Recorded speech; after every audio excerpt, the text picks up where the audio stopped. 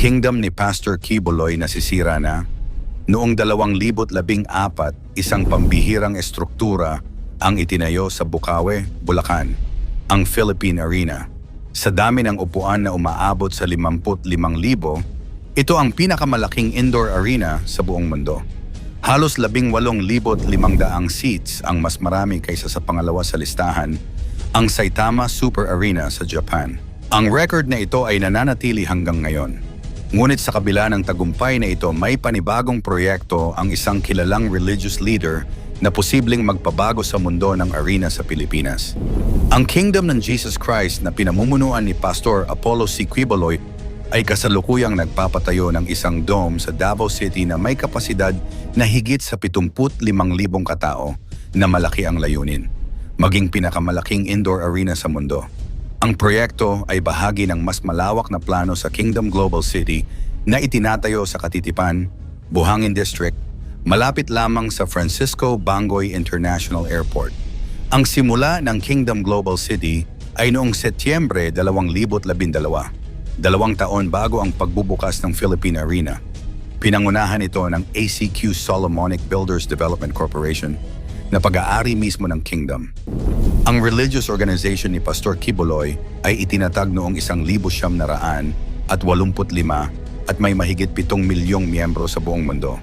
Ang kanilang layunin ay magkaroon ng isang integrated city na magsisilbing sentro para sa relihiyoso at commercial na aktibidad, kasama ang multi-purpose arena. Ang dome ay matatagpuan sa loob ng 18 hektaryang KGIS compound at bahagi ng 26 na hektaryang Kingdom Global City Tourism Enterprise Zone. Ayon sa Tourism Infrastructure and Enterprise Zone Authority, TIEZA, ito ay magiging world-class integrated leisure resort destination sa Mindanao. Kasama sa plano ang 150-room condominium hotel, museum, hangar para sa maliliit at katamtamang sasakyang panghimpapawid, water park at commercial center na may restaurants at business spaces. Siyempre, hindi mawawala ang cathedral or house of worship para sa mga miyembro. Sa disenyo, isang Australian architectural firm ang tumulong, ngunit ang pangunahing proyekto ay pinangunahan ni Architect Manuel de Luna ng LPPA Design Group.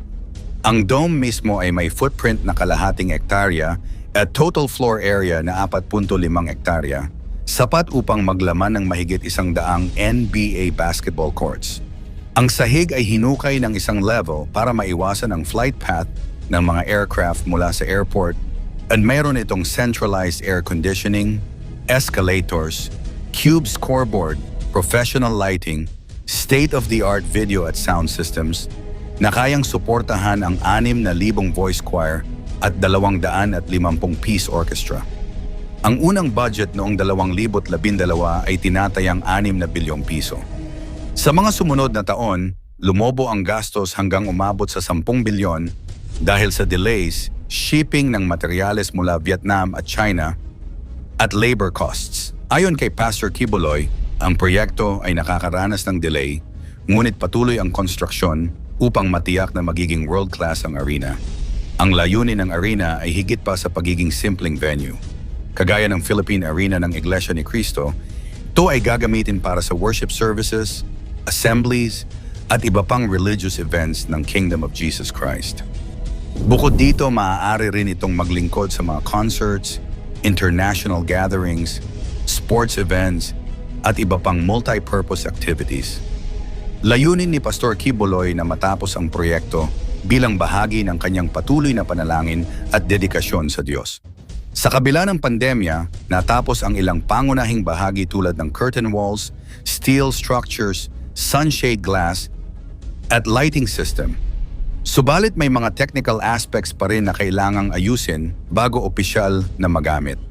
Ang arena ay simbolo ng pangarap ng Kingdom of Jesus Christ, hindi lamang isang religious center kundi isang integrated hub para sa turismo, negosyo, at komunidad sa Davao at buong Mindanao. Ang proyekto ay patunay ng malawak na pangitain ng leader ng organisasyon kung saan ang yaman at resources ay inilaan hindi lamang para sa pagpapalago ng relihiyosong institusyon kundi pati sa economic development, turismo, at urban planning. Sa ganitong paraan, ang Kingdom Global City ay inaasahang magiging landmark sa Mindanao na magbibigay inspirasyon sa mga mamamayan at magpapakita ng kakayahan ng isang religious organization na magsagawa ng proyektong may malawak na epekto. Manny Villar ng scam sa stocks? Ang kontrobersya sa Villar Land at Camella Homes ang daming issue. Titira ka pa ba dito? Muling napunta sa spotlight ang pangalan ni billionaire Manny Villar dahil sa kontrobersya sa stock market. Ang kasalukuyang issue ay tungkol sa insider trading sa kanyang listed company na Villar Land na nagdulot ng malaking epekto sa mga maliliit na investor sa Pilipinas. Ayon sa Forbes, ang net worth ni Villar ay bumagsak ng halos 82 bilyong piso mula sa dati nitong mataas na halaga.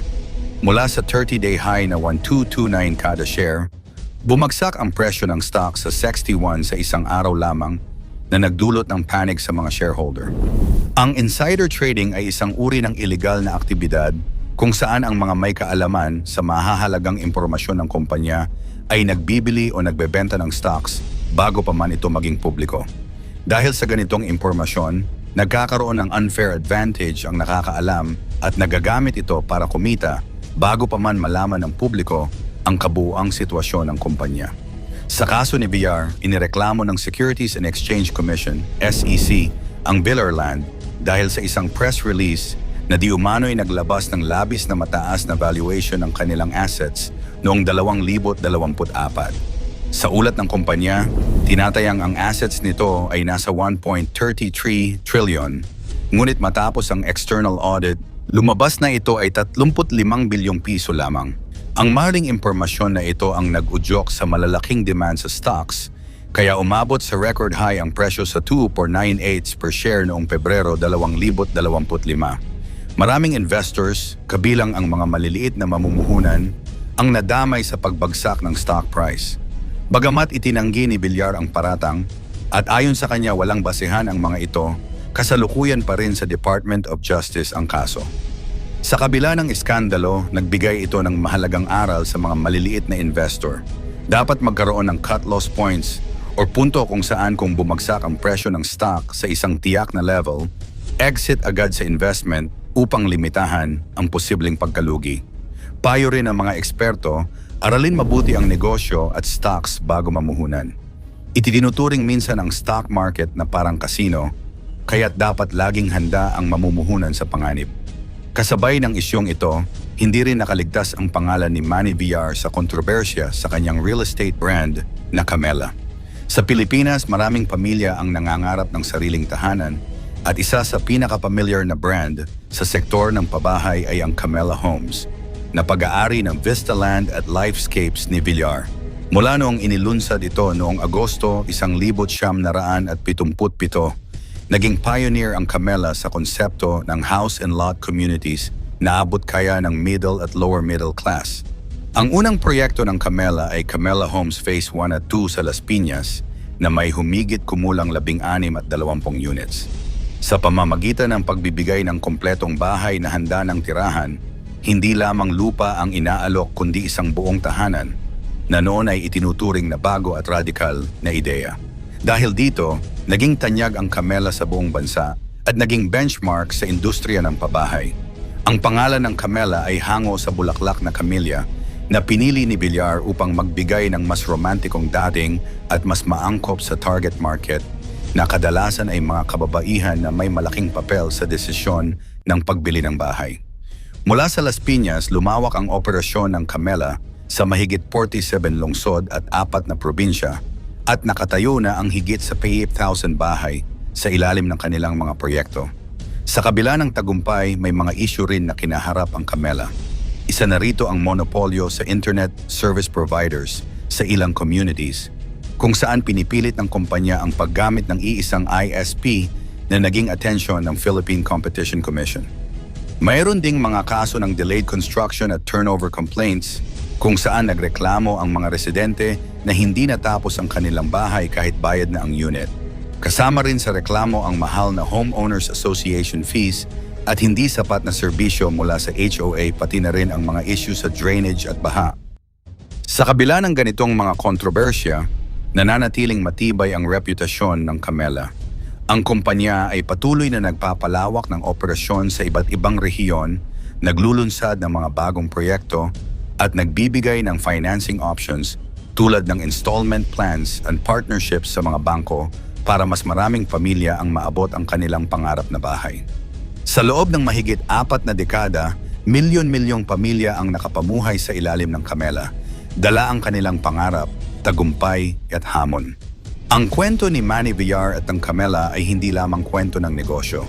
Ito ay kwento rin ng resilience at determination sa harap ng mga iskandalo at kontrobersya.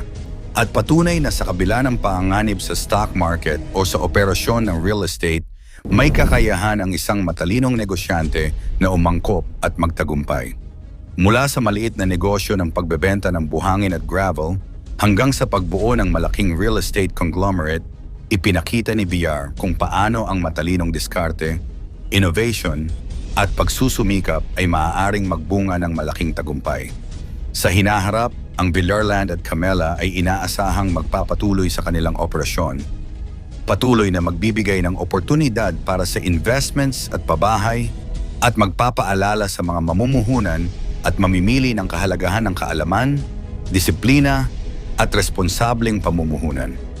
Kahit na may mga issue, nananatiling kilala si Manny Villar bilang isa sa mga prominenteng negosyante sa Pilipinas at ang kanyang mga proyekto ay patuloy na humuhubog sa landscape ng real estate at stock market sa bansa.